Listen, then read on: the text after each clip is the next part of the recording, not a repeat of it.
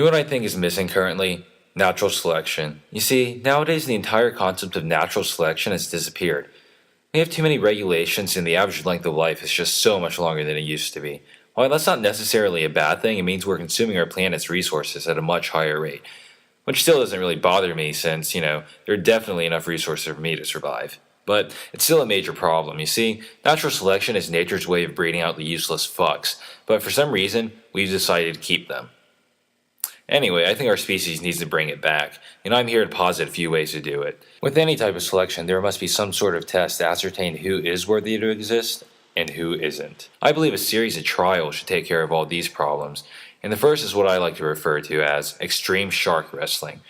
I think people should just be thrown into shark-infested waters after having multiple incisions on their bodies, so they're bleeding. This makes the sharks extremely aggressive, and therefore the test becomes that much more extreme.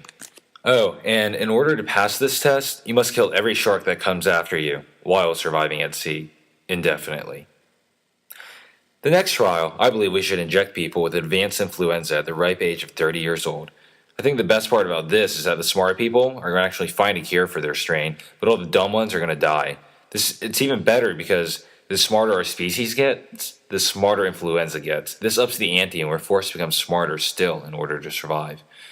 The last one is the simplest. Just get rid of laws and other stupid nonsense and let people be free of constraints and constituents.